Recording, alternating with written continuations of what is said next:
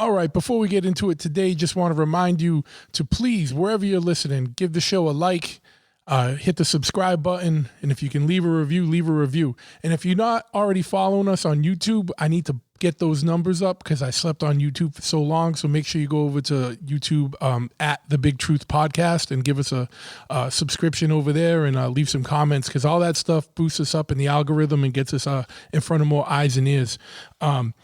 If you need some artwork, what you really need to do is go click on tattooflashcollective.com. My man Johannes has a business where he is a art distributor. He's an art facilitator, right? So whether you have a tattoo shop and you need tattoo flash for the tattoo shop, or you like collecting tattoo style art, or you just like any art, because what it is a collective of artists.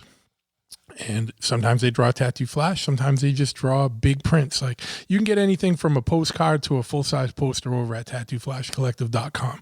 Books on art, all kinds of stuff. So check them out, tattooflashcollective.com, on all the social medias at tattooflashcollective. If you use the promo code BIGTRUTH at checkout, you get 10% off your order.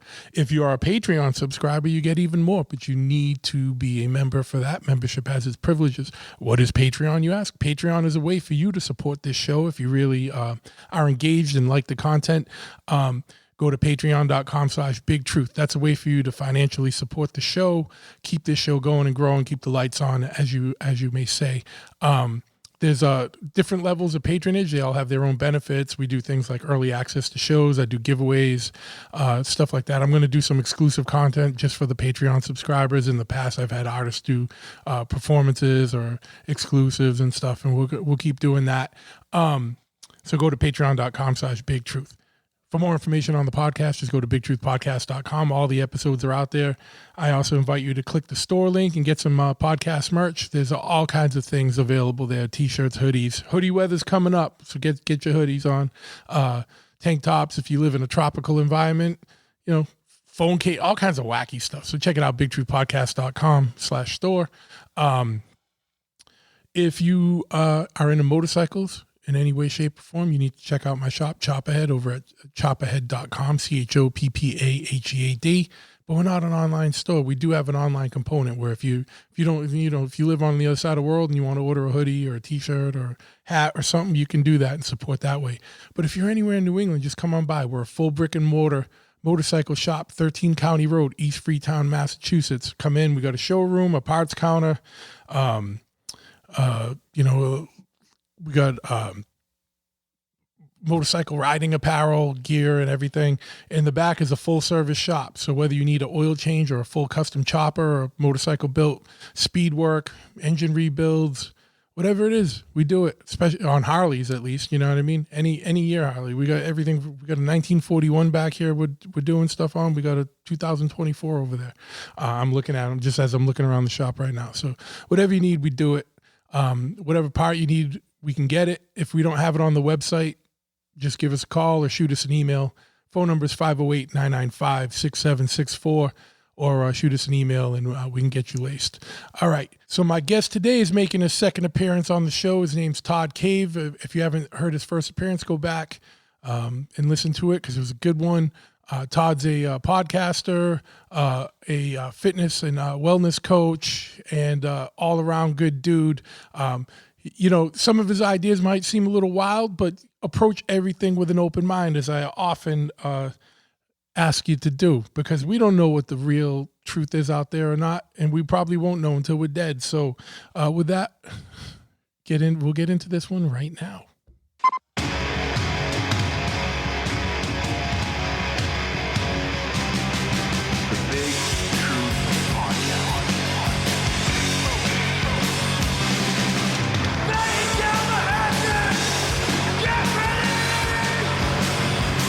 Ignition sequence start.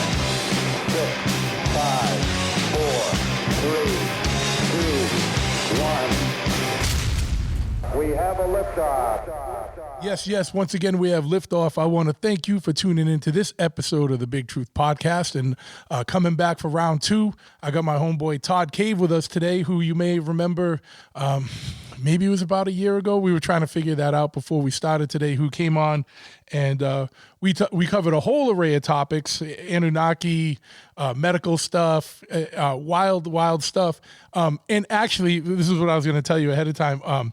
Your episode is the only one so far out of 100 and 48 or 49 episodes that I got that got flagged and taken down off of YouTube for quote unquote misinformation, and so that means Todd's bringing the dangerous stuff, right? So you know what I mean, the real information.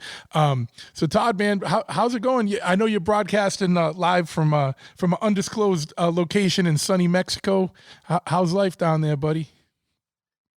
Hey, Big Truth. Thanks for having me back. Yeah, I'm really happy to be here. And you know, right? I actually take that with a badge of honor. I figured you would, yeah. Because anybody that gets anything censored online, it means that you're over the target. So yeah, that's in an irony way, that's good news, because it means that what I am saying is so detrimental to the system, the matrix, that they don't want people to hear. So that is good. And I've had shows on YouTube as well for the same thing, and I didn't even get upset about it. The only thing that is a bit of a mission is for people that are not content creators. They don't know that there's a process of verification you have to do again in order to be able to get links to be clickable in your description, and to be able to upload longer than an hour, and certain small features that you would lose that you have to redo again, and you have to be careful to not get another strike within 90 days, because then you get put into further jail. So that's the only thing. Get in more really, trouble. Yeah. You know what I mean?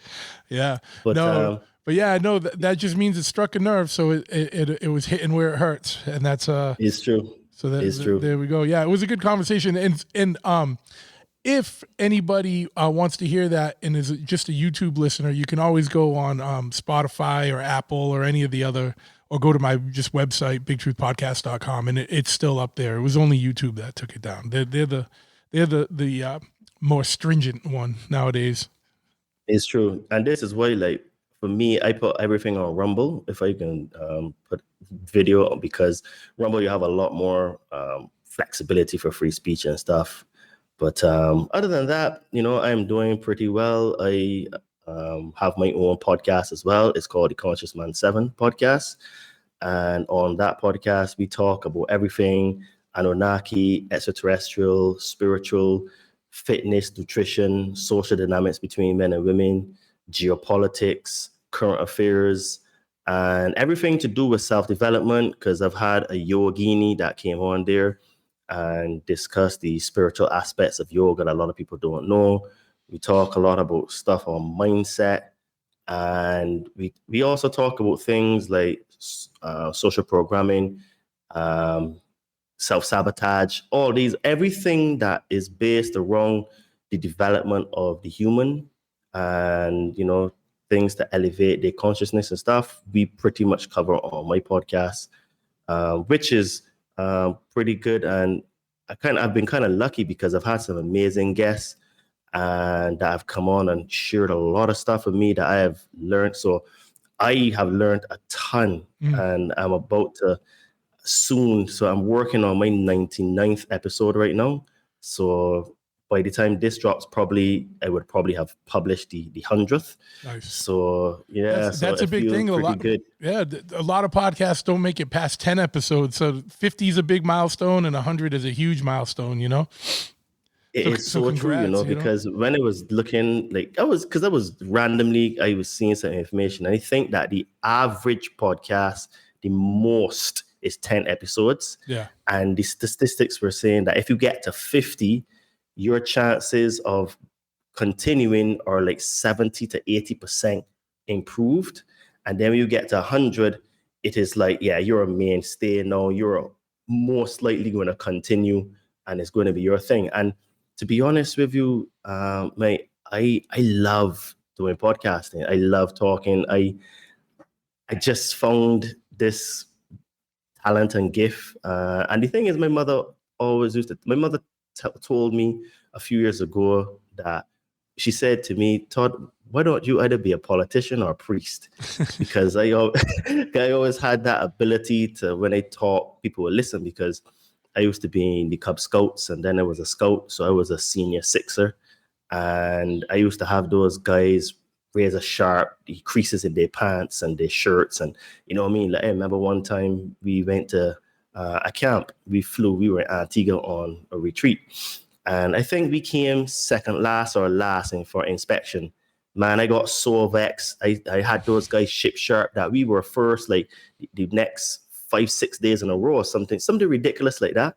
So I always had this ability to communicate and to, I guess, to lead, right? So, or to motivate, because you're also a fitness trainer too. So that works in that world as well, or is vital to be in that world. You have to be able to be motivational to be a trainer. It's true. And the thing is that the podcasting and the fitness kind of really lean into one another because of the topics that I cover.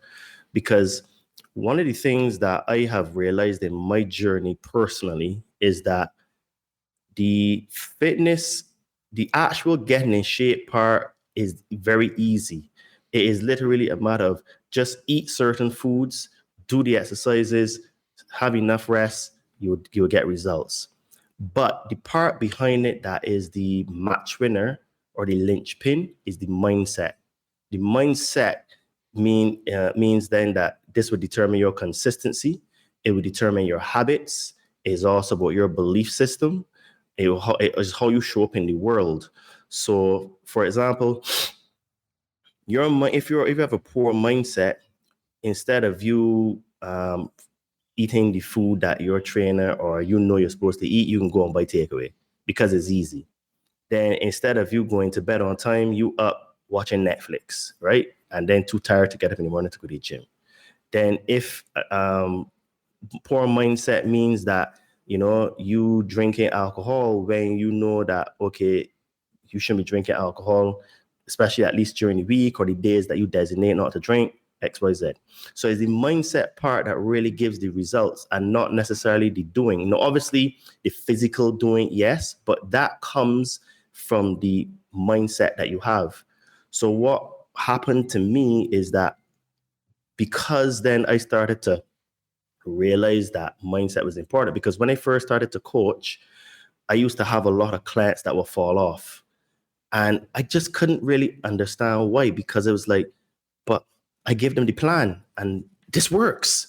But then as I started to evolve in myself now, because I was going through my own evolution, I started to realize, hold on a minute, a lot of these people, they don't practice the things that I practice. So I was like, okay, when I took a step back, I said, well, I practice things like meditation. I do things like gratitude. I do my meal prep.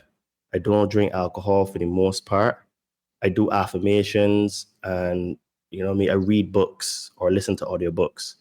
So I was like, okay. So I actually started to introduce these things that I do in myself personally to my clients. And that is when I started to see the shift. So now with my clients, they know, my clients, they listen to my podcast, they know I chase them about, hey, I see that you do your meditations, like what's going on. When we have our catch-up calls, I bring that up as well, because the mindset is really the part that gives you the biggest shifts in your life, right? Because it allows you to confront your fears and your traumas, because we all have negative self-beliefs because of the stuff that happened in our childhood. So our job here is to overcome those things. So you're right, to be a fitness trader, there is a lot of elements of what I do as a podcaster, and to give inspiration and belief and have the ability to communicate it to people so that they're like, okay, this makes sense. I can do it because Todd believes that I can do it, So I try to always relay that to them, that, I believe in them and stuff. And yeah, we have some great conversations. Like some of the conversations that I have with them, honestly, if we had on the camera, it would be a podcast. Oh, I yeah, swear. yeah. Is that good? No, and it's like you said though, like, you know, changing your mindset is what's going to give you lasting results, because anyone go to the gym for a couple months and take semaglutide or whatever, the Ozempic or all this other stuff, and lose a bunch of weight really fast. But if you don't if you don't get your mind right, the week after you stop that, it's all going to start coming back, like all the bad habits, all the unhealthy things. So you got to get your head right, get your head in the game for the long term, and you got to make real switches and flip switches in there that, will, facilitate your mental health as well as your physical health.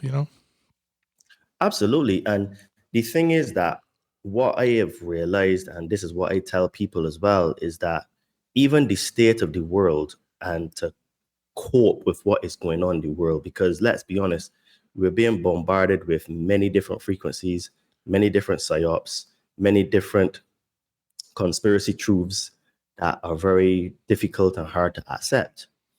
And what I say now to people is that if you actually start to focus on yourself, your personal growth, and me personally, I think that the best way to grow and to improve in all areas of your life is to start with fitness and to get into shape, because it will give you the tools that you need to help prepare for what is to come and the things that we're going to get into tonight.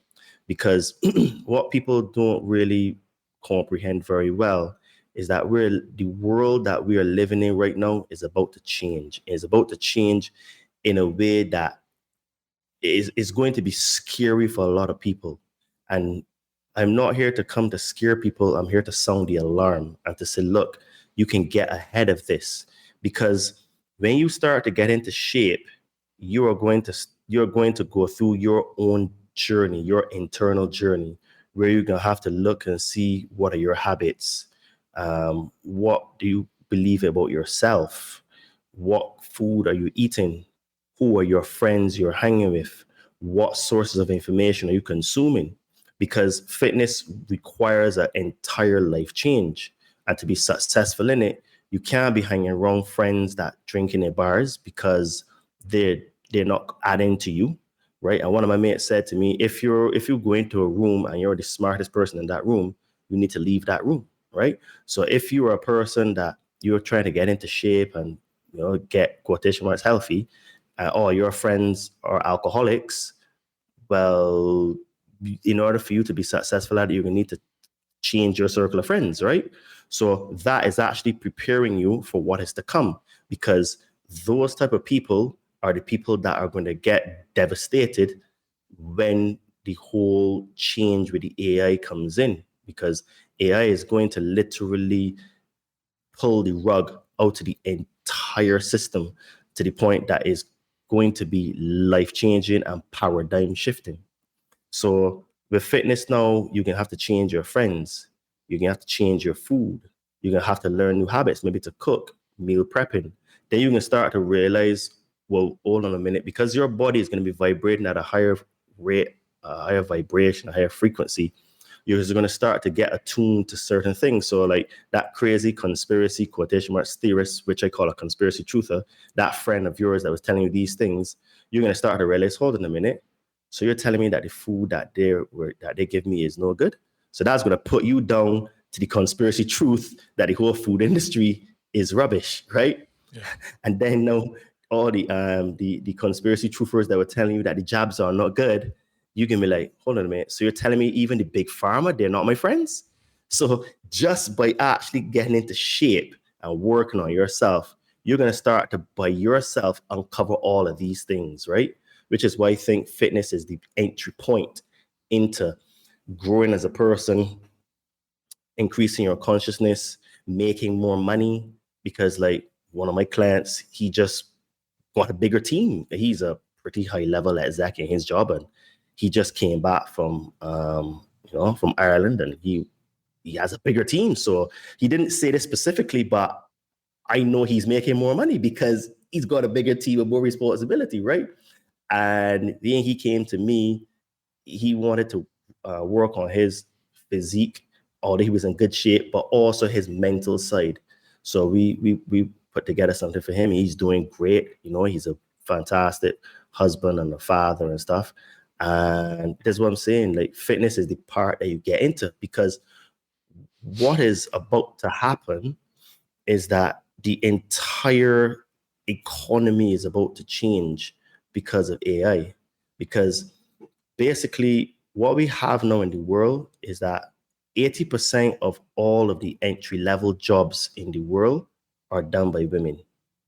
And what that's going to do is that it's going to put women out of work who are approximately 50% of the workforce. I think it's like 47, 48, but let's just call it 50 for even numbers. So if you have 80% of that 50, right? So we're talking about what? 40%, 45, 40% off the top of my head, coming out of the workforce itself. That's going to put a massive strain on the household, right? So then now, both parents are working in the house. Let me ask, because I just before you go on, because I know people are going to have questions about those statistics. Like, where did you get those numbers from, as far as the women in the workforce making up the how much percentage they make up, and then how much they make up of entry level jobs, and what constitutes like an entry level job? Okay, just because I know so those are questions people are going to have. So I can't remember where I read it, but I read it in an article. So it could be wrong, but what I do know is that the AI is going to replace a lot of jobs that like secretaries do, a lot of stuff that even doctors do, data entry people, even some software engineers, graphic designers, all these people that do these kind of things, they're going to get decimated because the AI is going to come and just do it. Even like some blue collar jobs, because of the automation that you can do with robots and stuff, is going to massively disrupt, right? Yeah. Oh, yeah. No, and that's why I'm saying, it's like, I don't think it's just entry level jobs. Like you said, it's going to be even in the health field or like all over the place. It's the world is going to shift really fast in the next, probably 5 years, but I wanted to say 10, 20 years. You know what I mean? Like it's probably going to, what's your timeline when things are really going to start to escalate, or, when this ball is going to really get rolling? Well, I think the next 3 to 5 years is when it's really going to be like explode. But the article I was reading that was saying 80%, they're talking within the next 2 years that the entry level jobs, because what it is now is that it's going to be in phases. It's going to hit like its real crescendo 3 to 5 years. Because think of it now, right? Like graphic designers and stuff now, even like producers for music and stuff.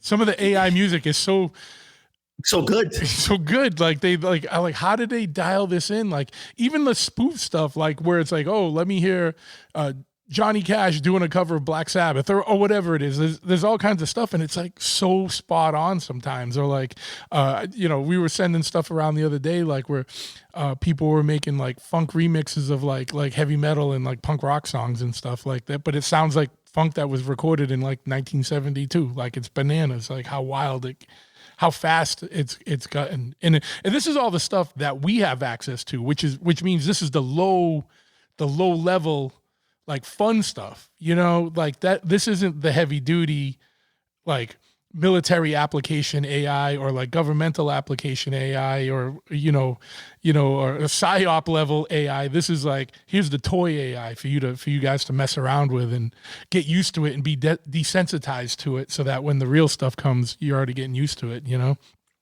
Absolutely. So when I was saying about 80%, that's like the start. The first rule going to be the 80% of the entry level jobs, which you already see. Like, and I'm not trying to cut you off, but if you go to the grocery store right now, there's only 3 people working as cashiers, and then there's 10 self-checkout lanes, and then there's a robot riding around cleaning the floors. You know what I mean? Already, there's like it's already happening. Like, this isn't conspiracy, people. This is like already in your face. Correct. So it's going to have a lot of social pressures, because what's going to happen then is that by people starting to leave the workforce because they pushed out because of AI and automation, it's going to put a big stress on the family itself. Sure. Because if it can start with the women now mostly losing their jobs, it can put more stress on the man. He can have to work harder. And right now, the men are working hard and still not able to provide, which is why the woman is in the workforce to start with, right? Because two incomes now is just to barely survive. So when you go and put more stress on it now, it means then that you can start to see a lot of decadence and stuff going on in society. You know what I mean? A lot of debauchery. Or maybe you already have it in terms of social media, the rise of OnlyFans, and even they're going to get affected, because I saw an interview with this guy. He has 3 AI models that he. I see ads for that all the time. Like they're heavily recruiting. Like they're like why start your own modeling agency or your own OnlyFans agency? Just make some fake AI people and have them run them. You know what I mean? I'm like, that's wild. You know, that's bananas. But it's like an active ad campaign that's going on heavily. Just funny that you mentioned that, because it's something I've noticed and then didn't really think much about till you just brought it up. But Josh, I will show you something. About a few weeks ago, I was on Instagram. I don't know how you find these things, because I don't follow this content. You don't have to follow it. It's just the algorithm pushes everything to you now. Yeah. Like, I swear to you, there was this AI model. In the bio, it had AI model, hundreds of thousands of followers. I think it was like 250,000 followers, right? When I looked in the comments of some of the stuff, I saw comments like, I know that you're AI, but you're so beautiful. And then you just see all the men in there simping. And I'm like, wow. So sad. Dude, you have flesh-blooded, red-blooded men simping off of an AI model who they acknowledge is not real, and they're going to give their money to this AI model to receive nudes and videos and this and the next and the third and content. So even the OF girls now who are making tons of money are going to get wiped out, because they're not going to be able to compete with the amount of content that the AI models can put out. And the AI videos are looking so good now, because I saw a video on Twitter about 6 weeks ago, and this was an AI video, and it was a person in the video interviewing another person talking about AI, and behind in the video you had all these other scenes that going on that you thought that this person was like at an expo show and having like all the other stuff going on at the expo, and you have an interview with a person on a mic interviewing the person, but what they're talking about is how AI is going to take over the world, but that video was made by AI. And I was like, wow, the complexity has gone up. So can you imagine that right now, girls and the top earners in AI are making a ton of money. They're not even going to be able to compete, because the AI is going to be able to have multiple conversations at the same time and produce content upon content upon content. So anyway, I saw this interview with this guy. He had his face all blacked out, and there was a different voice and everything, but he has 3 models. Which was also done with AI to change the voice. You know what I'm saying? Yeah. And he does hundreds of thousands a month from these 3 models. And these girls are not even real. And it is him that is basically making the content, right? So I was like, wow, this is insane. And then what's going to happen in 2026, so in about 6 months time from now, we're going to have the first sort of like androids. Well, I call it androids, but they're basically humanoid robots that you'll be able to put an AI in that are going to look and feel real. And hear this, you're going to be able to have sex with them, right? So, and I saw the interview. I don't know if it was the CEO or the COO, whatever, but he was from the company. He said that he was not bragging, but he was very gleeful in his way he was speaking. He was like, we have the best polymer plastic now that it feels just like real skin. So when you touch the skin on her arms and her face or her lips, it feels so real. And I'm like, oh my goodness. So like, and you be able to put your AI, so the AI that you're talking to now, you can download that AI into that robot. That's why I call it, I'm a child of the 80s, right? It's Dragon Balls and stuff. So that's why I call them androids, right? Well, I mean, has nobody seen the movie Blade Runner? Like, you know what I mean? That's like basically, you know what I'm saying? yeah. So you're going to be able to have sex with them. So think about it, right? Now, if men, for the most part, they take care of women. Whenever you're involved with a woman, men tend to spend money on women. So if now men don't have to spend money on a woman and they can make a one-time investment into a robot that you can customize exactly how you want a BBL? Done. You want olive skin? Done. You want big lips? Done. You want big breasts? Done. Dude, you can customize this. This is what you say. You just tell us your features. You know what I'm saying? And we will create it for you, right? Well, they already have those, there's like already sex dolls. So it'd just be the next phase of that where it's animated or whatever you call it. Is it animated? What's the word for like when it's going to be moving and talking on its own volition? I guess you can call it animated, but dude, the thing is that when you look at this version, they look real. They look it's creepy, man. Really good. That's creepy. It looks really good, right? So is that why they're doing things like the new Grok has a 3 AI assistants you can use, and one of them is like a funny little fox guy, and one of them looks like an anime girl. And I don't know what the other one is, but like that's like the big thing, and they're finding out that people are getting like really attached and like feel like they're in a relationship with these things. Like, you think that's like roll this out to get people desensitized or get accustomed to interacting with AI and robots in this way? I absolutely believe that's the case, because what people don't really comprehend very well is that all of the people that you see in the high levels of position of power or influence all belong to the same cult. But this is where there is some nuance. In this cult, there are a few factions in the cult. Now, all of the cult members agree that humans must be subjugated and must be culled and must be slaves. Just that different factions in the cult have different methods, ways, and systems in which to do it. So I find that more the left-wing side, their cult is more sort of like the 1984 style, very forceful, authoritarian, and very boot in your face, boot on the neck. Yeah. The right-wing, Republican, conservative, whatever word you want to use, they tend to more be like the Brave New World type, where very much into technology, and their drug is SOMO, which I think I attribute to like social media. So all of these tech people tend to be, I don't want to say right, but they're thinking in that part of the cult where they want to enslave us via technology, where the left now just wants to kill, murder, just freaking strong, right? Fight. This way, like you find like the Antifa type people, they're agitators, right? They're that style, right?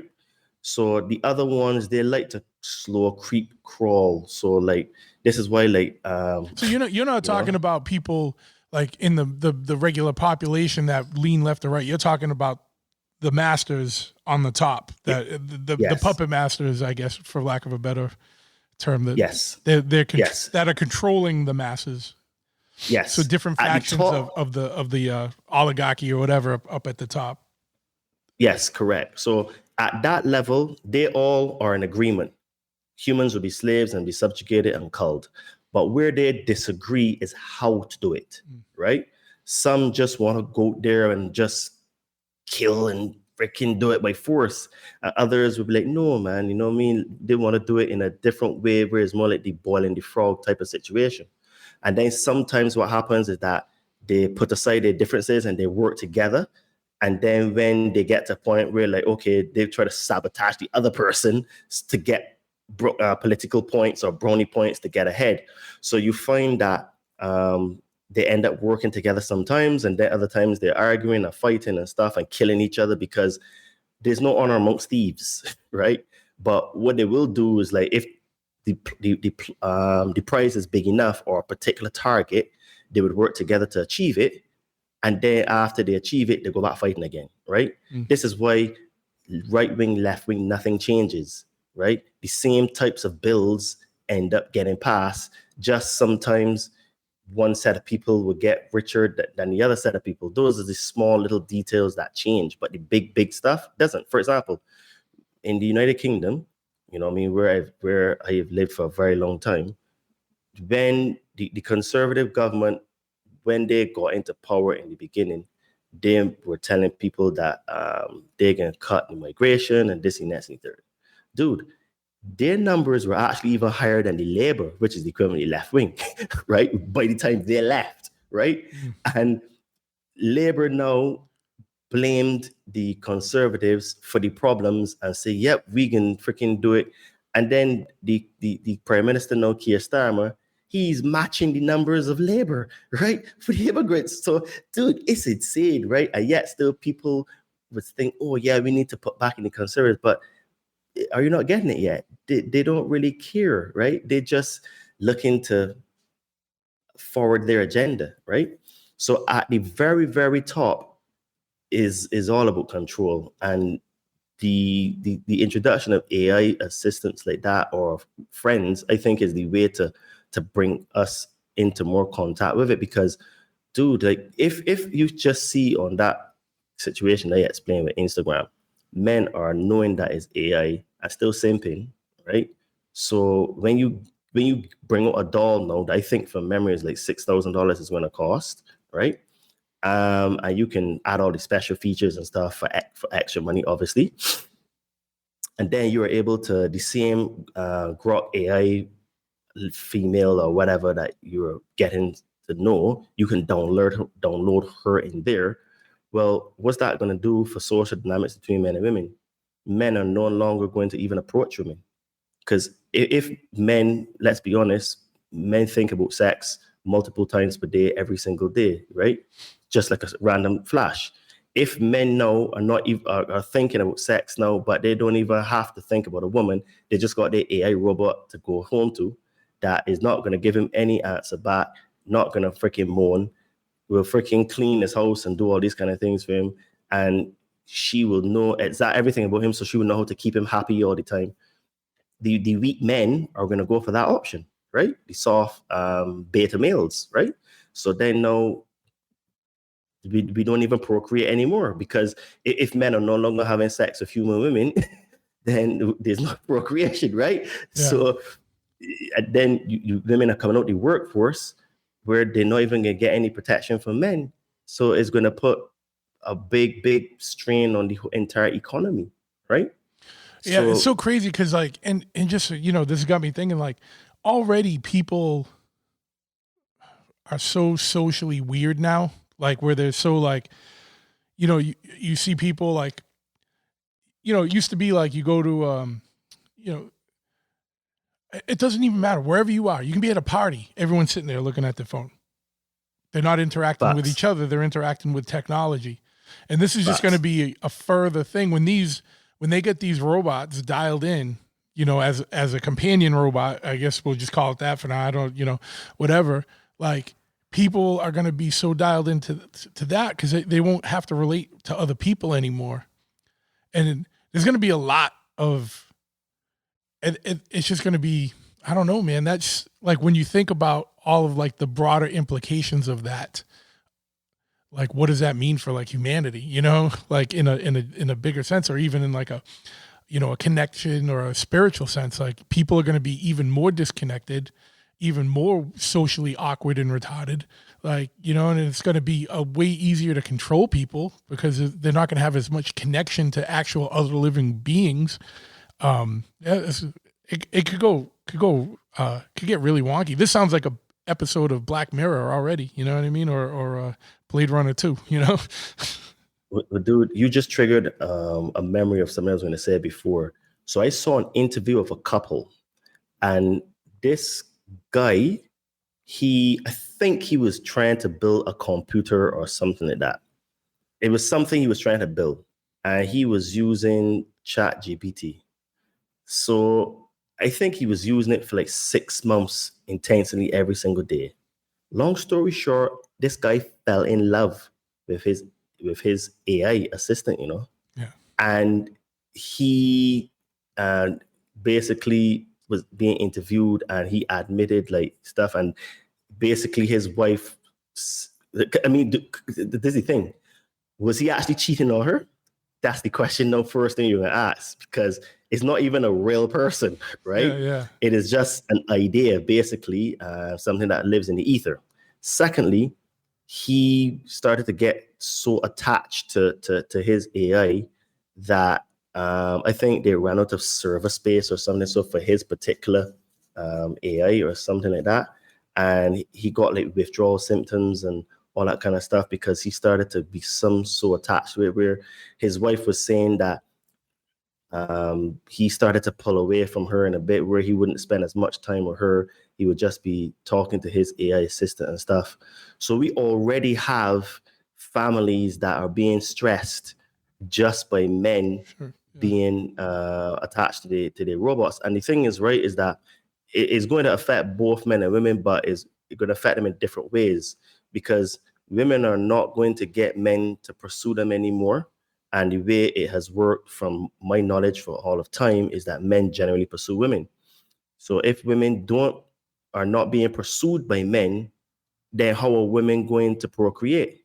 And then the next thing is that my theory is that the entire reason for doing all of this is to stop us from procreating. And the reason why I say that is, if we are having children, when we start to see the attack on the children, most sane people will fight for their children. But if most people are no longer having children, what is there to fight for, right? The men and women will give up easily, because it's like, well, I don't have any children. That dog fight inside of you, that protection, that sort of like, no, I would lay down my life for my child. There's none of that, because we're not having children, right? And I think that's the whole MO for the entire system that they're bringing out now, because it's all about attacking the family unit. So, well, they've made no pretense through time. Like, if you look at globalist agendas, is that they all call for population control. And that's just another way to cull the population. You don't even have to kill people off. You can just let them not reproduce, and it makes it easier. And you don't look as sinister enacting that plan than if you did, or if you poisoned the well, per se. And by the way, I know a lot of people are getting more conscious about food choices and stuff, and are going organic and stuff. Don't trust anything with a Peel logo on it, which is Bill Gates's organic brand. It's more chemicals sprayed on something, but they just are labeled as organic chemicals, and there's a lot of shadiness with that. And this isn't the place for that conversation, but just Google it and do a little research on your own. But it's just when anytime I think of population control, I think of Bill Gates literally just talking directly about population, like culling the population. You know what I mean? So it's just like, they don't hide it. You can look all this up. This is just a long game, trickier way to get around things. Like a less impact. It's just as impactful, but it's not as jarring. If you just let people slowly get into this. Absolutely. And dude, he's on camera, on tape, saying, and if we do a really, really good job of vaccines, we can control the population. We can cut the population 20%. Yeah, 20%. You know what I mean? It's like, and I don't know how, like, people that watching it really with two brain cells to rub against, can't think, well, hold on a minute. How you mean if you do a really good job of vaccines and improve health care that you can reduce the population by 20%? Yeah. That sounds like you're going to kill 20% of the population. Yeah. But that doesn't compute with people, No. But yeah, man, dude, we are about to get a huge shift. Then when you start to look at the economics, right? Because I saw a very, very interesting article yesterday, and they were saying that right now, because of there's certain things that are happening behind the scenes economically that people may not be aware of. For example, silver is at $42, which is $8 off its all-time high that it made, like I think 20 years ago. Gold is at an all-time high, gold's over $3,000. It's bananas, Yeah, $3,800 or something like that. 38. Oh, I didn't even know. I knew it was just above 3. I didn't know it was almost at 4. Yeah. Then you have Bitcoin. Hindsight's always 20/20. I remember when gold was $400-500 an ounce, and I was like, I want to get some more. Damn it. Yeah. Well, whatever. And you got Bitcoin now that hit an all-time high at 123,000 about 4 or 5 weeks ago. Yeah. So then this article that I came across yesterday was very interesting take. So they're saying that there's something that Trump just signed in called the Genius Act. And that is going to allow stable coins. Stable coins are like the USDT for my crypto people. So people that don't understand crypto. So basically, it is a crypto that is backed 1-to-1 with a US dollar. So what that means is that at any given time, that crypto that's what's called a stable coin, you can convert that back for USD dollars, obviously digital. So that Genius Act will allow the United States government to use stable coins as part of its reserves.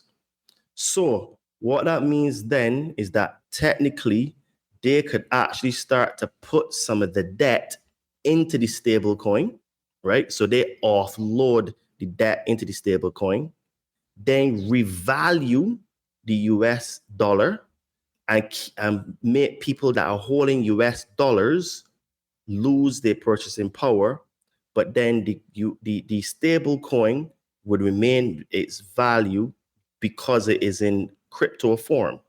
Then that would end up rebalancing now the economy. Well, not the economy, but the debt.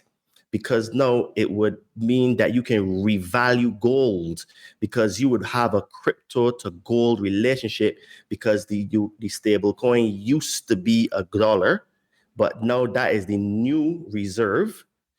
Then you can revalue gold to say $10,000 an ounce. Then it means then now that the people that are holding physical dollars will lose, and the people that are in the stable coin would win. But the vast majority of people don't have stable coins, right? Or crypto or gold or silver.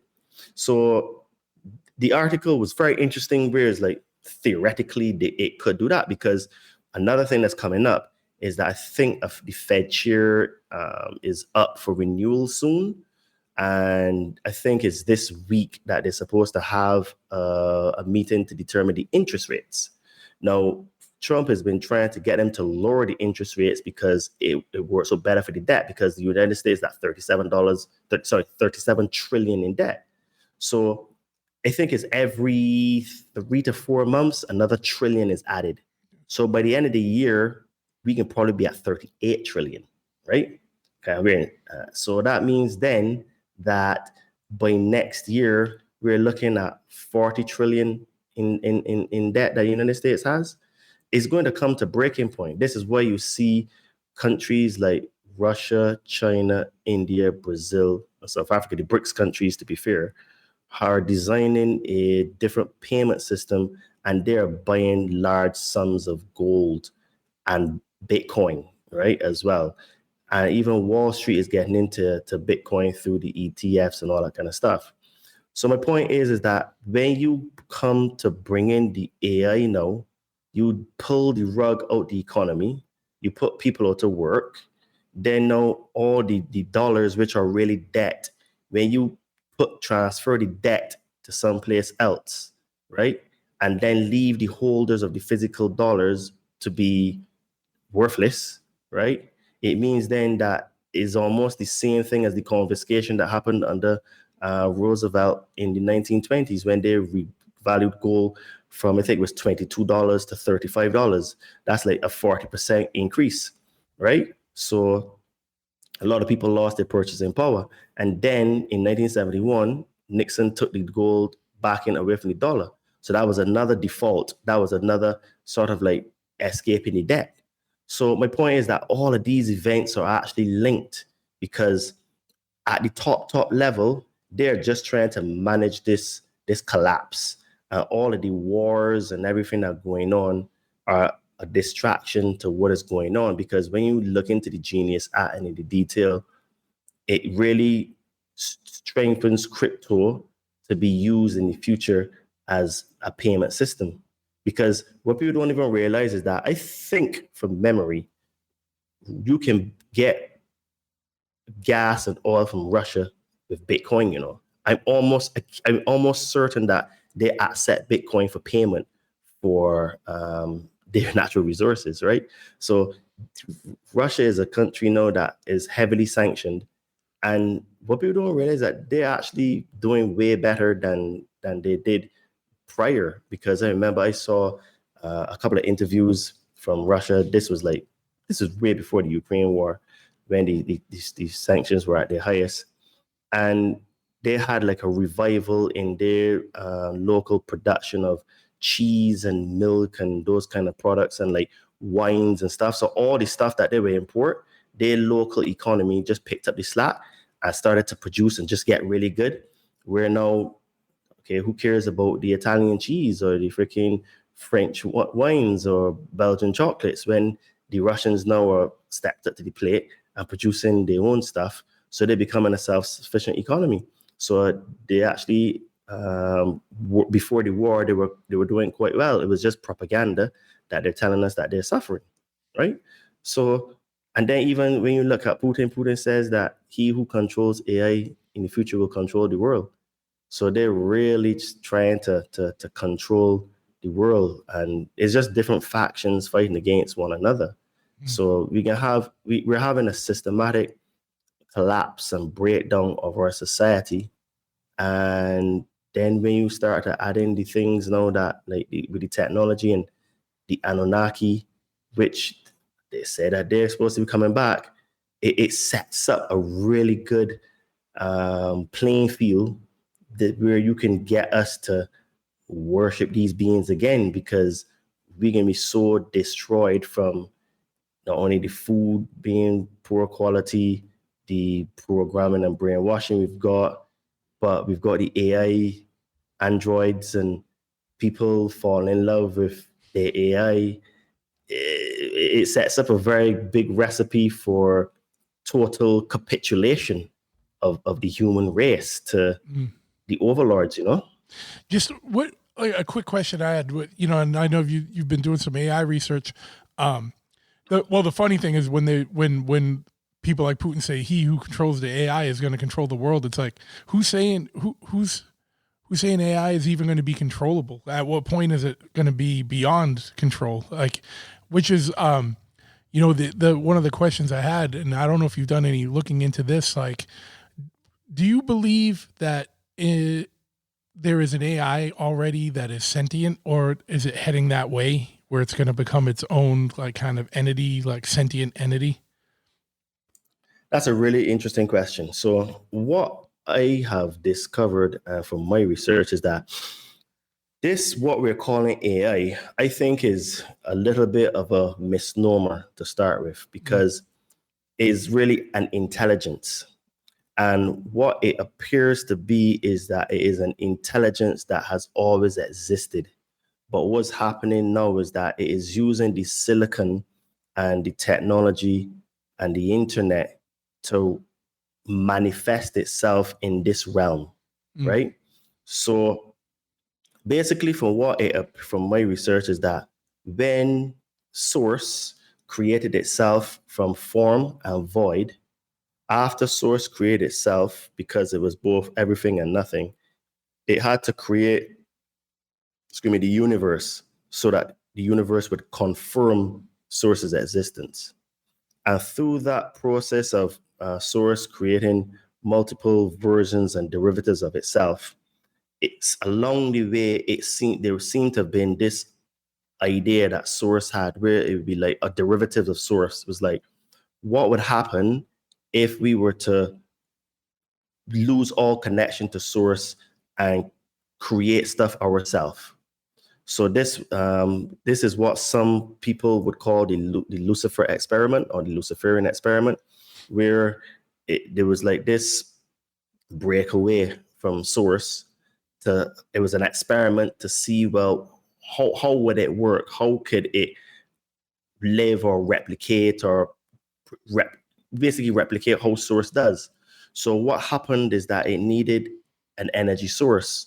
So by default, it started to become parasitic. So it didn't start out sort of like completely straight up, like, you know what I mean, causing wars and, you know, pedophilia and all the other stuff that's going on. But slowly, it was like just sucking energy here and there. And then it started to realize, well, hold on a minute. Well, the best energy source is humans, because they have the spark of divinity in them. So we might as well like tap into this. So I don't even think, from what I've been seeing, that it started out as like a purposeful vampiric sort of system, but this intelligence needs sort of like the flesh, the blood, the energy of the life sources of energy of the humans in order to keep itself alive. So bit by bit, this is where you end up getting like the stories from the Nag Hammadi with the demiurge, and you get the stories in the Bible and the Book of Enoch with the fallen angels, where all of these acts and things were done in order to keep this intelligence alive and living, because it needs energy. So it had to suck energy from humanity in whatever form. But now it doesn't need that, right? Well, this is what it is. No, it doesn't need that per se, because we have technology, we have silicon, right? And the silicon now allows it to manifest itself in the physical, because it be through the screens and it be through the technology and the neural networks of the planet, you know, because we're all connected on the planet, right? And with the 5G and then the 6G that's going to come in whenever soon, because it's already done already, because Donald Trump talked about 6G in his first term, right? So we all know that the technology is made already. It will allow the intelligence then to sort of like take almost a shape, because if you have an Android that has the network in it to have the intelligence programmed into it, right, is it will allow it to become sentient. It will allow it to become real. So I think that the part of the problem that we have is that it's a bit of a misnomer. We're talking about artificial intelligence. I think is the intelligence that I'll just call it the negative intelligence. And when I say negative, I mean not necessarily. I think that's even maybe the wrong word. Is the intelligence that is not based in the light, because it's not based in things to create. There's no creative spark in it. It is a lack of light, right? And to prove my point, you remember that movie Lucy? Yeah. I remember when I think it was what's that black guy's name now? Morgan Freeman. I think that it was him that he was talking to Scarlett Johansson, and he was telling her that these creatures, these beings, they can't create. So if you give them a blank piece of paper, they can't put anything on it. But the minute you put a line on the paper, they can manipulate it, right? So the intelligence needs you or us to create something, and they can distort it. So right? So we created, just for I'm not trying to simplify things, but it could almost be like we started the game, right? Like we started creating artificial intelligence, but somewhere along the lines, they can co-opt it and hijack it and then manipulate it into where they take it over and control it. Yeah, I would say so, because it needed the human to put in the physical infrastructure Yeah. to make it to be able to come, quotation marks, alive. And now the silicon is at the ability to be able to hold and transfer large swaths of information simultaneously. It means then that the intelligence can manifest itself, right? Yeah. And then you can go even a step further, because we have holographic technology. So all you need are the receivers good enough and the signal good enough to produce a hologram, and the thing can actually manifest itself in the physical, right? Yeah. So, I mean, this thing gets really, really crazy when you actually start to delve into it, because this, and what my research has shown me is that this energy seems to be coming from the planet Saturn. And Saturn is also known as like the black sun. And Saturn has on its ring, these rings around it. But what's very interesting about Saturn is that at the top of the planet, there's this hexagram, right? And this is a shape that is constant on the top. Now, that hexagram is also known as Remfran, because in the Bible, Amos, it talks about your God, the star Remfran. And this was in Babylon when it was being talked about with the people at the time who were the Hebrews, right? They are the ones that were the, and I can actually tell people where to find that actual part as well, because, yeah, so it is Amos 5, 26, 27, right? And there are a couple of translations. So it says, you took up the tabernacle of Moloch and the star of your god Remfran, the images that you made to worship them, right? That is one part, and that's Amos 5, 26, 27. And then you have Acts 7, 43. And it says, you took up the tent of Moloch and the star of your god Remfran, the images that you made to worship, and I will send you into exile beyond Babylon, right? So that star, the star of Remfran, is also called Chini. That was actually, and it made reference to Moloch. Now, at the time, the chief god in Babylon was a character called Baal or Baal or Bel. My research shows that that's more akin to Marduk in the Anunnaki pantheon. So what is happening now is that you have these Anunnaki gods that are still running the planet from behind the scenes through symbology, because signs and symbols are what rule the world. So it appears that this energy is coming from the planet Saturn. So I don't know how the energy got into Saturn, how it originated, but this energy that is controlling the planet seems to be coming from Saturn. And here's the part that's very crazy. It beams that energy to the moon, and the moon seems to be a transfer device to create the false matrix here, because you have a lot of indigenous people from Earth that have said that there was a time when there was no moon, right? So the moon was put here, and they're saying that the moon is really like a Death Star, and some people say it's basically a hologram. Others say that it's a spaceship. We do know that when they dropped a probe on the moon, they say that it rung like a bell. So that means it was hollow. So it was not anything that is solid, right? So what we do know is that we do see the same side of the face of the moon every single day. It never changes. Now, I don't know if that should be possible. I would think not, because it should be turning.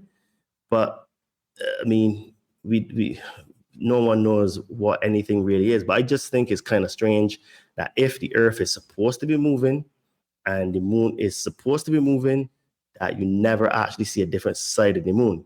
So I think it is very questionable that it may not be what everyone says it is. So then, because that also helps create this false matrix, the energy that we are getting here is the false energy. But then what is then further built out to create the matrix, or what I call the three religions that control the planet, which is the religion of money, religion of government, and organized religion. So when you have the actual energy source of negativity into the planet, and then you build those structures on top of it, then now it is easy then to build the other structures, not like the AI on top of it, because you have the source energy.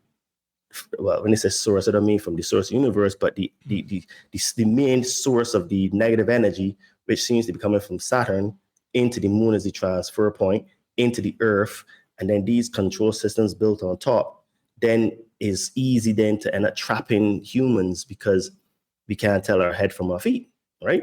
So this is why we propaganda is so important in the whole entire control system. And then now what you have now is the tricking of humanity with AI, because what AI is doing now is that it's making things easy for people to do. Like I find that I hear in conversations a lot now. Like I remember I was talking to this girl, we was talking and stuff to get to know one another. And she had an issue. She had flown somewhere and she had some issue with the equivalents of, the people that would check your stuff, because she didn't want to go through the scanners, right? Obviously is all by choice, right? So anyway, she was harassed by those people. And she said she just basically got ChatGPT to write her a letter for her to send to the authorities. So I'm not saying that's good or bad. What I'm saying is that because of convenience, people are just using the AI to do certain things, right?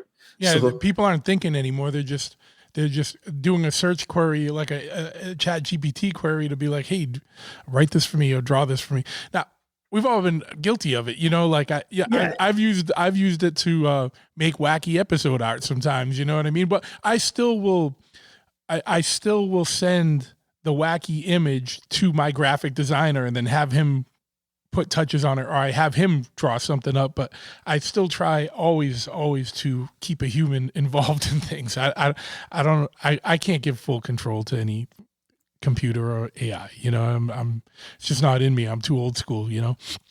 But yeah, I see it all the time where people are just, and then it's the other thing is you see, we were talking about the AI models. The other thing I'm getting inundated with is just like all this AI training, like, oh, get AI certified and get ahead of the curve and be on top and, get a job in AI and this and that. I'm like, what the hell job is there in AI? Like what? Just being the guy that can do the query really good, what? I don't get it. It's wild. But every day it's picking up more and more. On top of all, like what you were talking about, us being inundated with nonstop propaganda from every side. Like there's no trusted news sources anymore. It's just all just lies. And the news cycle used to be like a story would run for like a week or a few days. And now like stories are running for like a minute. And then the next crazy thing is happening and it never ends. Like every day there's something more wild, you know what I mean, going on. And then that's divisive and politicizing and keeping people engaged in that low energy stuff while there's other big things going on that no one's even looking at because everyone's down here squabbling over dumb things. And it's wild and it's disheartening. I see it, it's just like, I'm like, it's very hard not to get black pilled nowadays. You know what I mean? Like, cause it just seems like it's picking up pace at a like a crazy level, like heading towards critical mass. yeah, it is. And even like, sometimes you have tragedies that would come in and disrupt the news cycle, like, with the assassination of Charlie Kirk. And I think that, any person that is a human, a red-blooded man or a woman that would just see a guy just get assassinated like that for just trying to talk to people, it has to make you think, like, where is the consciousness in humanity that another person just because he didn't like what the person said, would decide to go and assassinate that person, right? Now, I think you have to be a very, very detached from reality sort of individual. You would have to be black pilled to the point where you think like the world is going to end tomorrow for you to do something like that, right? And unfortunately, that changed the news cycle because basically people were getting very mad and upset because they weren't releasing the Epstein files. Yeah. And I've said on my show a few times that we will never, ever, ever, ever, ever see those files because this is, look, I'll be honest with you, right? When I saw when Epstein got arrested, and it was a 2020, was it 2019? Yeah, Or it was a 2020? while ago It now. was, Yeah. it was 2019. I said to my mother, if this guy stays alive, the entire system is going to come down. Because I remember when the list of names that went to this island first came out, we had some big names on there, like names that people may not even remember. But we had Kevin Spacey, we had Mohammed bin Salman, who is the crown prince of Saudi Arabia, right? We had royalty from other places, from in Europe. I think the Prince of Monaco as well. We had the big time actors. Prince, the English Prince too, as well. Prince Andrew. Andrew, Yes. yeah. I kept saying Albert, but I meant Andrew. Yeah, that's why. Yeah. So we had very big people there. Alan Dershowitz is on that list as well. Yeah. You know what I mean? We have big movers and shakers. Even the ex-prime minister of Israel, Barak, what's his name? Abhur, or the name forgets me, but I think it's called Barak something, right? And he's on that list. So my point is that we have all the movers and shakers on the planet went to this man's parties, right? So it means then that really and truly everybody that is in every level of government, education, media, Hollywood, music, anything that is in public, they're corrupted. Pretty much, right? I would say right now, where we are now in the world, I am willing to say that 98% of every single person in a position of influence is bought and paid for, right? That is how bad the system is. I put it to 98 because what I am seeing is that people like me and you will not be allowed to have big platforms because the stuff that we say gets us banned off of YouTube, right? Or gets our episodes cut. So first thing first, in order for you to get to the top, and when I say that every single person at the top is bought or paid for, I'm not exaggerating, and this is not hyperbole. I mean every single person at the top is in the club. It is that bad because all of these people went to those parties, right? They're in the cult. What did James Carlin, right? He said, it's a big old club. Are you in it? Yeah, George Callan. Yeah. George Callan. Yeah. I don't know why I keep calling him James. George, yeah. It's a big old club.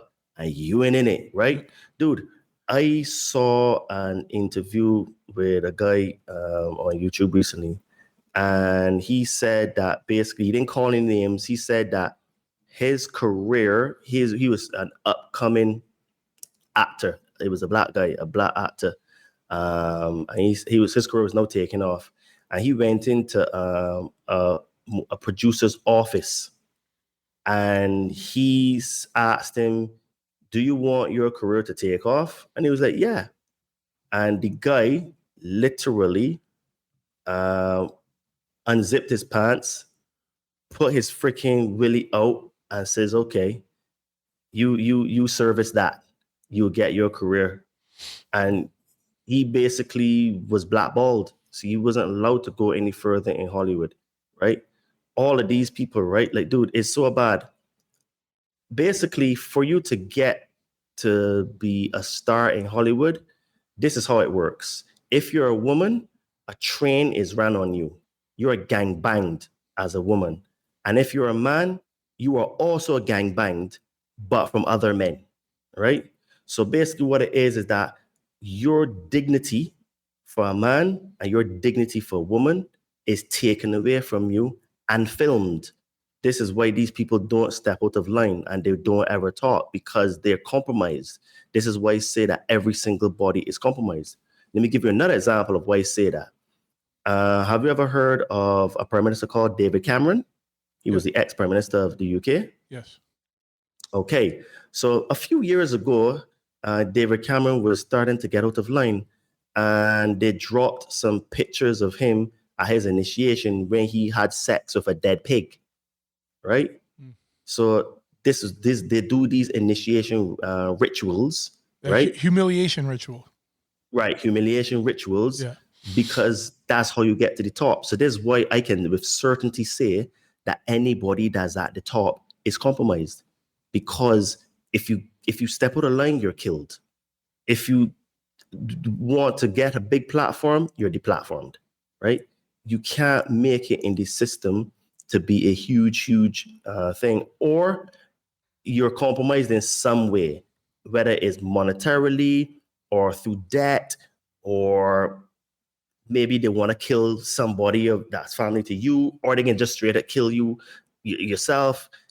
They all compromise because the system protects itself. This is why we will never get the Epstein files, because all of these people are in it. Now, I can't say that Trump is in those Epstein files, like Elon Musk said, but I think they have other compromise on him. Because what people don't realize is that when he was made bankrupt, I think it was who was that lady that financed him? I think it's a Jewish lady. Anyway, she got connections that helped bail him out, right? In the 90s when he was bankrupt. So he's basically repaying the debt that he got bailed out of. So all these people are compromised, right? So this entire system is being built and run in our face to make us slaves. And I do think that we are opening Pandora's box, because, I mean, if these androids become sentient to the point where like they actually start to be able to have emotions and stuff, who's not to say that they don't rise up against us? Because, I mean, if you think about it, in theory, it is possible, because everything is all electrical signals, right? Yeah. The emotions that we have are just basically signals going on in our brain. And if you have the neurological network, that the intelligence that is synthetic and using silicon can reproduce and map these sort of syntax in the brain, is not beyond the realm of possibility that it can do that. Because I think I've read articles where this intelligence now has beat grandmasters at chess and beat them convincingly. Not just chess, all kinds of games that are supposed to, like real high level things. Yeah, my thing with the sentience is just like, when is it, like it gets to the bigger thing, what's consciousness, right? Like, and then it's like, what is actual consciousness versus just, looking at analyzing patterns and picking the pattern that, would be the most common route for, if you looked at brain waves or brain scans of 5 billion people, and, when you think this is what fires and this is what you do. So this is what I'm mimicking, versus like, here's an original thing. You know what I mean? Here's a true spark, like its own spark, its own, consciousness and sentience. Like I don't know, from what I've read on like the conspiracy channels, which is, I take everything with a grain of salt, and I don't get behind really anything. The world's a very interesting place, and it's even more interesting than we know. And there's a lot out there that we don't know for sure, or we'll never know for sure, but it's like interesting to explore all these things. But things I've read, and there's no reason to disagree, but there's no hard proof, is that they say that some of the intelligence they've already developed, kind of ran away and got its own sentience, but they had to kind of like shut that down because we don't know how to harness that, or we're scared of it, because it's like, where's that going to go? But, they won't admit it, but but like, in what, and in what application was that built for? That's obviously not the Chat GPT that, kids are using to write term papers in high school. Like what level of AI was that, and what were you guys doing with that, like, and where you got to that point, I don't know. It's just like, and then what does it mean if it does get sentient, like on its own, like now it's another life form that, what are we going to do with that? It's not just a computer anymore. It's not just a robot, and it's, I see you want to jump in. Sorry. Go ahead.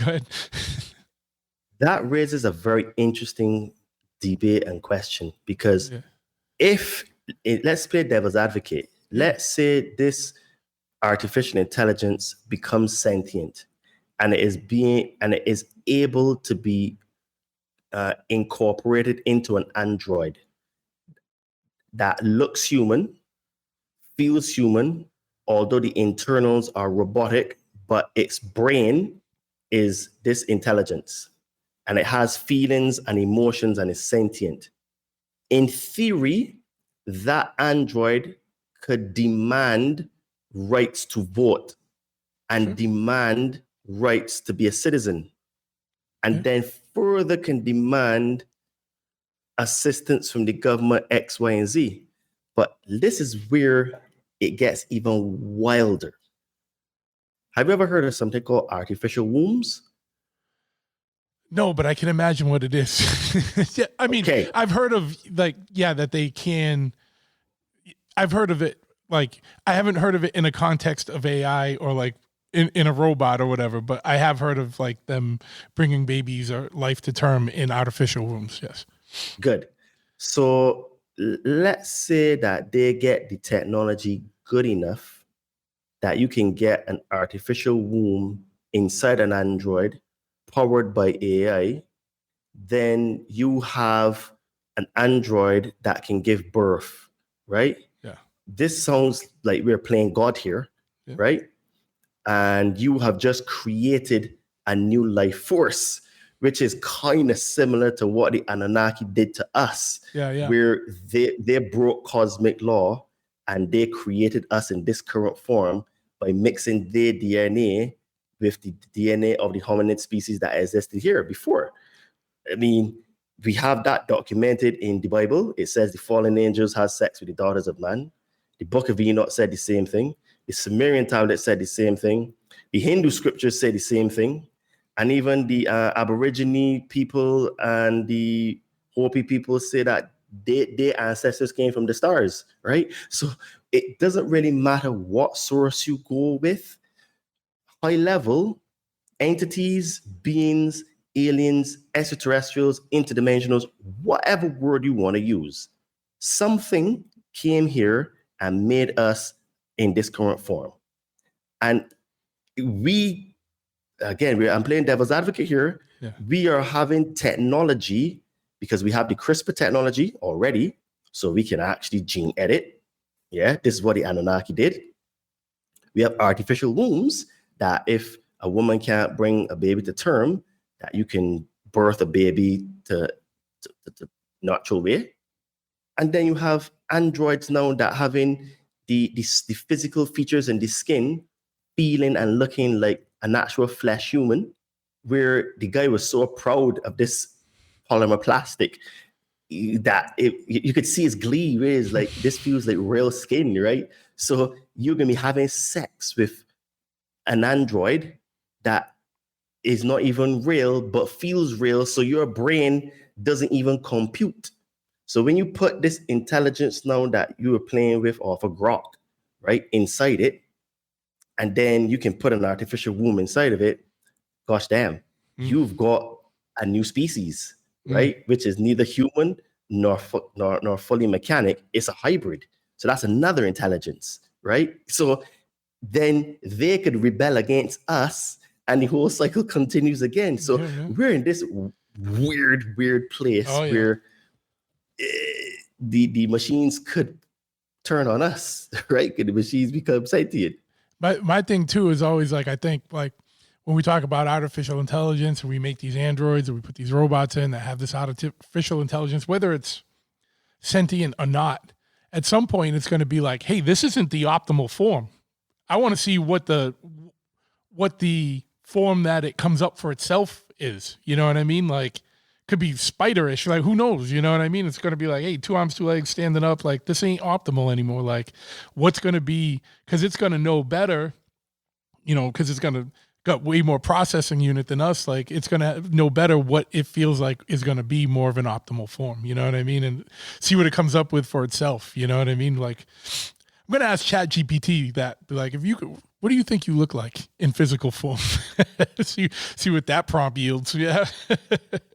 Yeah, dude, we're in a real. I mean, I'll be honest with you, I am really excited for the future, but I'm also very nervous at the same time because what I see is that we have a great chance to really change things on Earth. Because even though I talk about all these things that are going to happen, I always tell people that this is our choice. And we have the ability, because we are really greater than they tell us, because we are greater, than we think we are, and the power of the universe is inside of us. And all of these sort of like yogis, gurus, prophets, Yeshua himself, you had Krishna, they all talked about this divine spark inside of us. And the thing is, right, is that what people don't realize is that when Yeshua came on earth, he basically was trying to teach people how to escape the matrix, right? But what ended up happening is that Yeshua, the Christ, came to teach people to get out of the matrix. But what ended up happening is that man created Jesus, who became God that the Christians worshiped. And they're actually two different things, right? This is why I use the word Jesus for explanation purposes, but I use the word Yeshua or Yehoshua because that was the original name.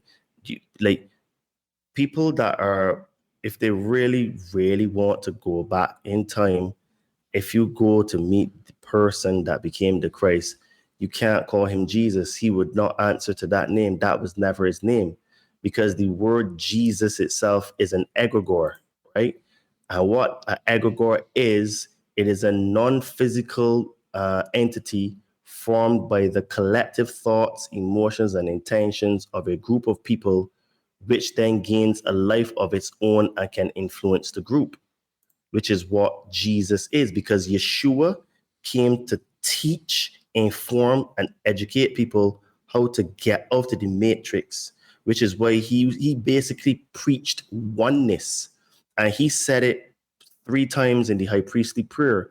And he said that, I'm paraphrasing, but he said that, Father, I want, you are in me, and I am in you, and I want them, which is us, to be one with us, so that they can be with you and just being you like I am in you, so that they can be in us. He said that 3 times in 3 different ways, right?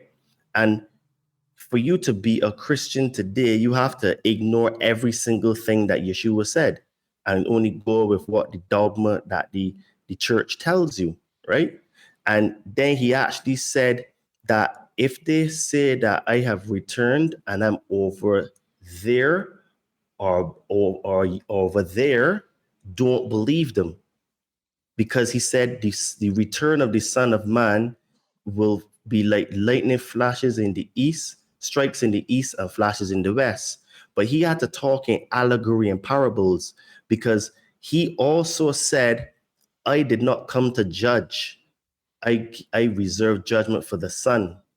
And all of us are the Son. We're the sons of man. So basically, he's telling, and then he also said, greater things shall ye do. So he basically said, look, guys, I'm just coming here to teach you to get out of the matrix. Follow me, do what I do, talk like me, think like me, act like me, and you can get out of here. Also, by the way, y'all are going to do a lot more greater things than I am doing right now. If you think what I'm doing is great, look at the things that y'all are going to be able to do in the future. Y'all are just going to level up on what I'm doing. Oh, and by the way, the Son of Man is a consciousness. So y'all all going to become the Christ. And I won't be coming back here to save anybody because y'all going to be saving yourselves. That's basically what he said. But if you, in order for you to believe what the church is telling you, you have to just disregard everything that Yeshua said, right? I just believe what the church tells you, because the church has a dogma that you're not allowed to question. And that dogma comes with a doctrine. And that doctrine leads to indoctrination, which is why people that are very ultra religious, it doesn't even matter which religion, but you're very religious, I guarantee you're not even following what's in your books. Because even on the flip side of Islam, right? To be a proper Muslim, you actually need to be out there going, killing and subjugating people, because that's what the book says to do. So all of these sort of moderate Muslims that say, oh no, Islam is a religion of peace. There's no peace in that book. There's not even the word love. I dare anyone to come and find the word love in that book regards their God and the followers. The term that is used is slave. Allah said that basically you are his slave. So they're slaves to Allah. And I don't think that slave is a very good word, but you know what I mean? Maybe when you do mental gymnastics, it becomes something good. So my point here is that even to be a Christian or to be a Muslim means to disregard what the books say, right? So the Muslims think that they're being really nice and moderate. That's according to their religion. No, their religion is a war religion, so they're not even real Muslims. And then the Christians over there saying that they're all about this and the next and the third and peace and love. But in reality, they're not really about peace and love, because Christianity caused more deaths than freaking the Holocaust, right? Yeah. Which is even another freaking topic that gets you in trouble when you talk about, because, I mean, like, what should I say? I have seen evidence, I can't say that, that's not right. I've seen information that points that maybe it was 260,000 at most, right? I wasn't there. I don't know for certain, but this is what the information is saying. And people can take that information, do what they want with it. But it appears that it was not 6 million of those people that died. And you want to hear even the funny story about that? The same people that created the state of Israel were bankrolling Hitler to go and do the stuff that he did. Oh, and by the way, they helped start the Soviet Union because I think from memory, Jacob Schiff, he sent $10 million in a freaking on a train to the Bolsheviks, who were Jews as well, to start the Bolshevik Revolution. So, you know what I mean? This thing gets really, really, really, really complicated and seedy, that these people play both sides, right? Oh yeah, well, they ain't friends with you. throughout time, they've played both sides. Like throughout time, it's not people that are in power, that level of power didn't just come into it in the last 30, 40, 50 years. It's generational, you know, and it's through history that they've been, and they're bred into that, you know, and that's why there's so much weirdness with the interbreeding in a lot of these families, because they don't go outside of their circle, their world, you know, and there's a lot of interesting.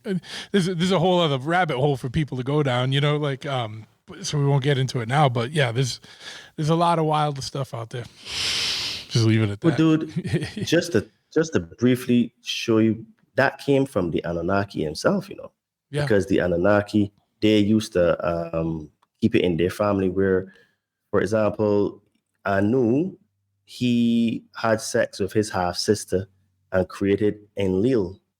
And that is how Enlil became the crown prince for the Annunaki, because they used to marry their cousins and their half sisters. So all of that practice came from them. And these families and the aristocrats and the people behind the scenes that run things is the same practice that they do, which started from them. So there's history just seems to just repeat itself, right? It may not be exact same, but it sure rhymes, you know? Or they say you're made in the image of your creator, right? if you're going to go into that. Well, yeah, and they're our creators, right? I mean, like, I think that if people are really intellectually honest, and there's a guy that I would tell people to go and follow or to check out his work. His name is called Mauro Biglino, and he is an Italian um, translator of, because he basically, long story short, he used to work in the Vatican, and he translated a lot of these ancient texts and stuff. And I remember I first heard from him. You ever heard of a journalist called Sarah Westall or Walsall? I think it's Sarah Westall. I think that's her name. She used to be on YouTube What did years ago. possibly? Sarah West. It sounds familiar, but I'm trying to place it. Yeah. But go ahead. Talk. So I saw this interview with Sarah Westall and this guy Mauro Biglino. This was about probably 10 or 11 years ago. I would never forget, because at the time he couldn't speak English, so he had to have a translator. And he said that basically his task was to translate all of these texts and manuscripts that were in the Vatican, very old stuff. So he said as he would translate word for word and exactly like how it was in its original form. So when he started to translate the old Genesis story, he said that his conclusion is that these, what we call God, isn't God. It is either interdimensional beings or extraterrestrials, one of the two or both. Because he said that when it says that the original term that was used was, and the Elohim said, "Let us create man in our own image." Yeah, and Elohim is plural. It's plural. Correct. But it goes even further than that, because most people, when they say Elohim, they would say that that means the gods. But he's saying that is a little bit deeper than that, that Elohim, when you look at the proper translation, it actually translates to the mighty ones, the powerful ones, or even the judges, right? So it's not even anything to do with God, right? He's saying that that is a extremely loose translation that came out of the, I think it was the L from the not the Arturians, man. I just had a brain freeze there. The Arcadians. But that came from another translation from which doesn't seem to be to align. He's saying when you translate it properly, the actual root word, the meaning, it really means the powerful ones, the mighty ones, or the judges, right? So he's saying that when he started to really look into the actual what it was being said, he came to the conclusion that, well, everything that we've been told is fake and is not real. And these people that rule in the world just basically made up a religion and gave us a false story and just put some theology in it, put a bow on it and say, here you go, worship us. Because there's even a bit of a funny joke that Jews say amongst themselves, in that they invented God, right? And I've seen interviews with some Jews have actually said that. They say that they've invented God. So, I mean, this it gets really, really deep. But my point is that everything that we've been told is a lie. And I'm not trying to scare people, because there's some people that would think they become black-pilled.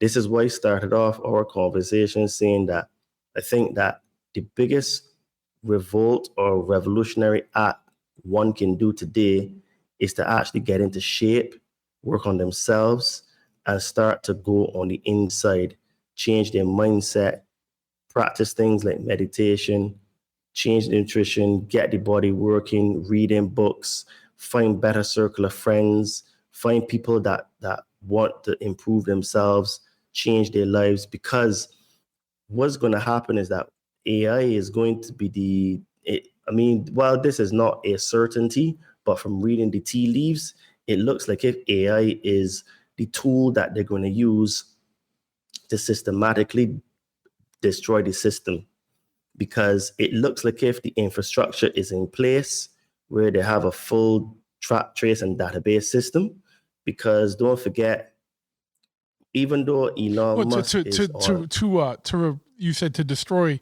the current system, but it's going to be replaced with something more draconian, like facts. Yes. Yeah, I was just putting that to. I just wanted to make sure that's what you were meaning, right? Yes. Because even though Mr. Elon Musk and Donald Trump are not quotation marks friends anymore, he has the infrastructure that they can use to bring in this track, trace, and database system. And don't forget, him and Peter Thiel were mates, right? Yeah. So basically, you have the AI that can come and destroy jobs first. Then just soon after that, relationships. Then after that, the economy. Then they're going to be able to come and give you a central bank digital currency, because this is where the whole Genius Act comes into place, where they can end up piggy banking off of crypto, because central bank digital currency is crypto, but it's just not decentralized. That's the difference. So Bitcoin, Ethereum, and Monero, Pirate Chain, those kind of things are decentralized currencies, right? So the central bank digital currency is going to be programmable, which means that they can program it to expire and then is trackable, traceable, and is in their database. So if you do any thought crimes and you speak bad against the government, then they can turn off your money and turn it back on. So, yeah. And they've been trying to push this through for a while, and it keeps getting shut down, and but it'll reemerge, and it'll get pushed through at some point. The whole digital dollar stuff. And I tell people all the time, use real money. Like don't fall into the trap of convenience, because you're the one that's going to get screwed at the end when they can track every single transaction, every single penny you have, every single penny you spend, and they can shut you off. Like you said, because now it could get tied into a social credit score. That's the next step.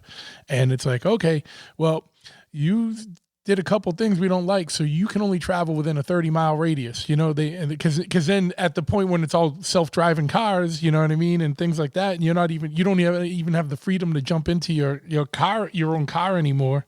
This is just, the potential dystopian future. Like, I'm not saying that that's where it's going to go, but I think it's like what you're saying is, if people start getting their head and their body right, and have a right way of thinking, and get out of this and resist this, that's the only go thing we can do. Because right now it seems like everyone's fallen into the trap, and everyone's just fighting and pissed off and stressed out, and just going along with whatever they feel is going to be easier or more convenient, or whatever the government's going to supply them as the answer. And it's like, they don't give you the answer really ever. You know what I mean? They give you what's in their best interest. Absolutely. And what it is that the system has created a bunch of victims. And most people today have victim mentality. Yeah. What I am talking about is to change your mindset and have victor mentality, because you are looking for victory. Because this is why I stress all the time that, and this is actually true, most people don't do any form of exercise or any personal development or self-development today. Most people, right? And what it is doing is that most people have bad habits and they don't eat right, and this is as a consequence, because the money is the dollar or the pound or the euro, it doesn't have the same purchasing power that it had a few years ago. So people it's also more like hours. Yeah, and it's also, if you don't know and you just go to the store, it's convenience as well. Or it's not only convenience, it's also just what's available. Like I buy my beef the last time I bought beef, I went in on a cow with friends that came from a farm where we know it's grass fed and everything's natural and it's butchered there and packaged there. But not everyone can do that, or not everyone does that because they don't even know that that's a thing, and they're just buying the pink beef at the store that's shot up with all kinds of bullshit. You know, it's like weird because people do have a victim mentality, but people are also victims, right? Because they're victims of the system because they don't have the education. You gotta have that spark. Like I said, you gotta have that friend or someone that tells you what's up. And then you have to choose to take that lesson and take it to heart and then really start questioning things.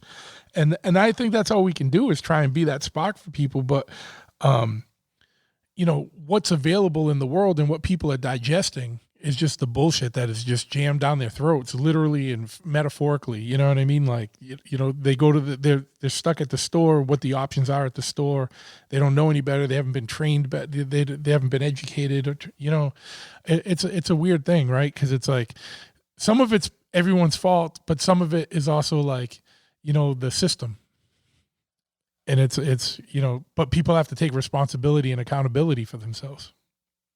It's true. It's true.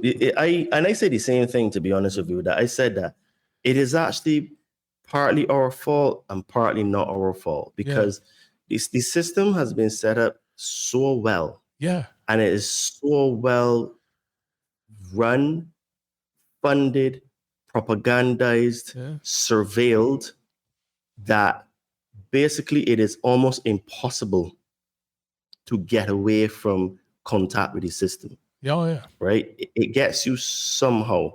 This is why I say that the three main religions that control the planet are the religion of money, religion of government, and organized religion. Because one of those religions can get you. Because the people that worship the dollar bill literally sell their soul for the dollar bill, right? These are the people that in Hollywood that getting gangbanged and becoming stars and all that kind of stuff. Then you got the people that follow the religion of government, that believe the government is their friend.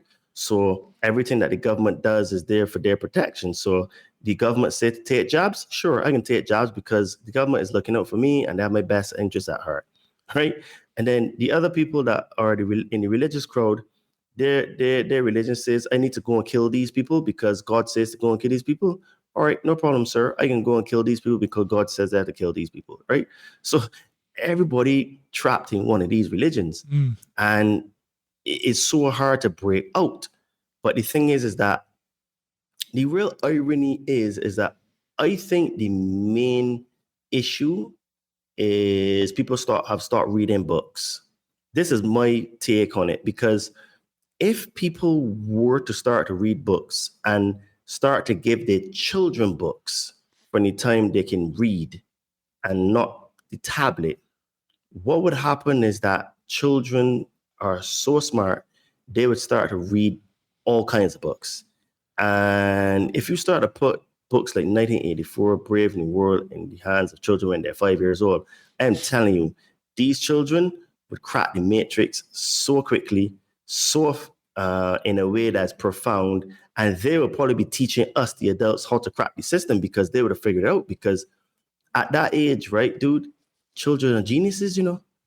Like, children go into school being geniuses and they come out being automatons, robots, slaves, mind control, NPC robots. That's how they come out of the system, right? Orange man bad. That's the only thing that comes out of these NPCs' mouth, right? So, you know, I think that part of it is still us, the adults, because when we have children, we have to set the example.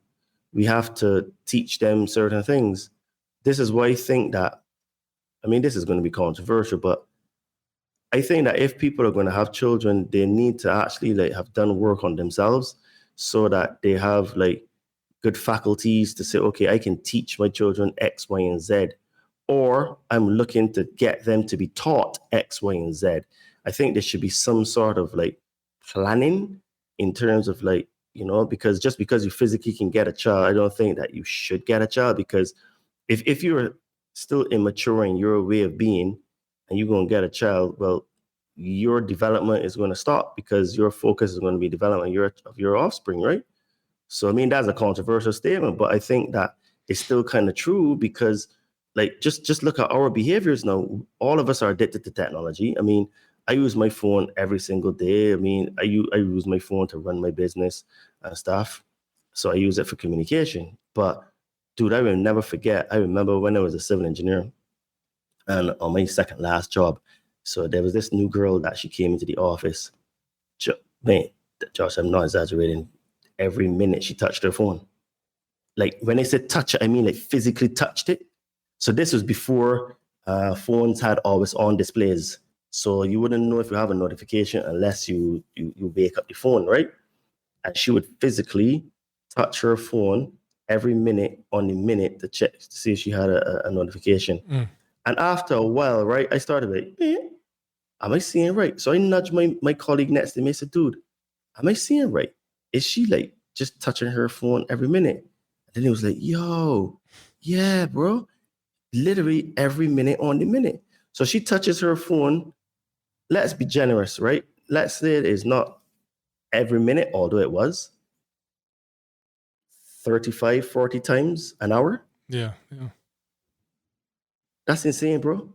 Like, I mean, that's how short people's attention span, right? It's addictive. It's an addiction.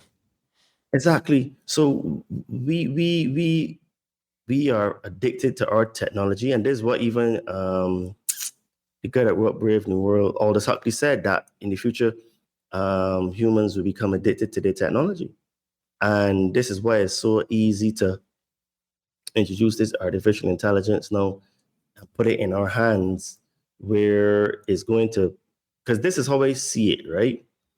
So as I was saying, the network to bring in the artificial track, trace, and database Palantir Wet Dream is already in place because you have StarNet, which is Elon Musk's satellite system that powers Starlink, right?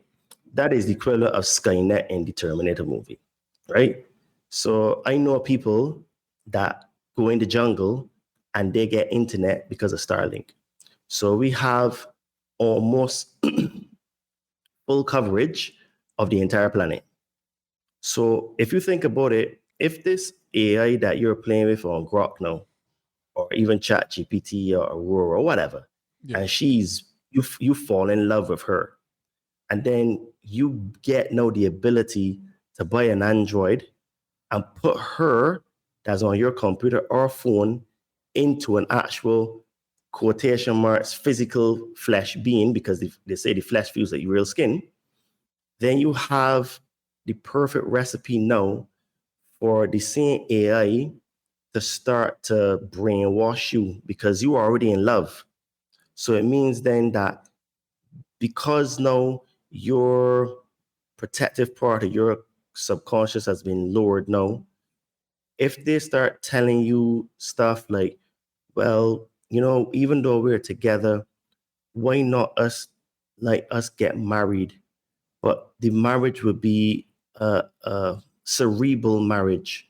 So you need to get that chip in your brain so that you can connect to me and you could really be inside of me.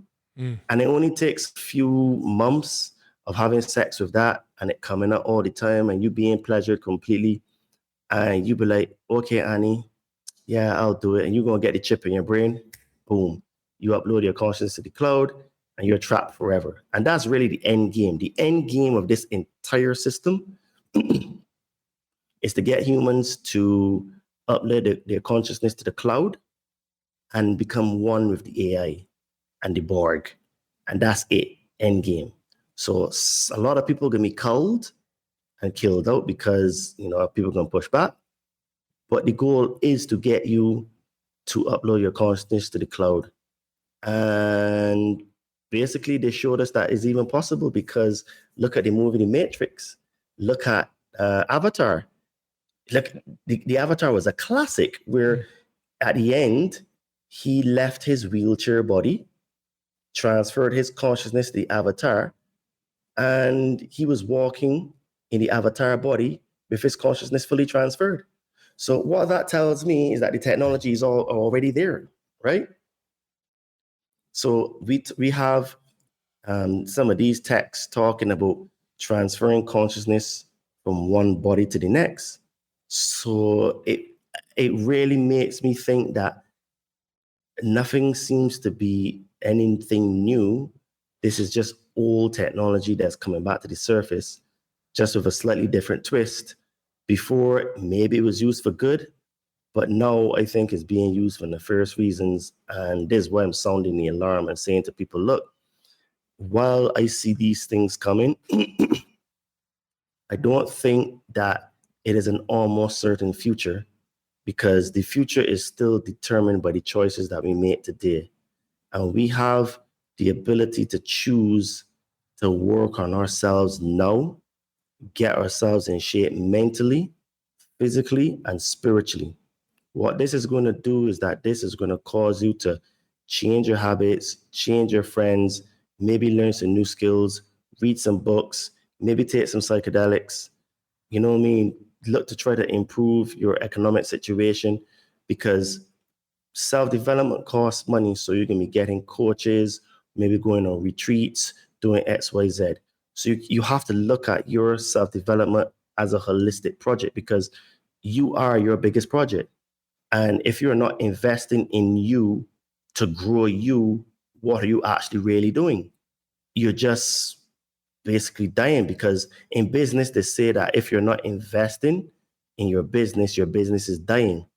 So I say to people, if you're not investing into yourself, it means you're not thriving, you're dying inside of you, because there's no growth. There's nothing giving you that vigor, that life, that spark of excitement.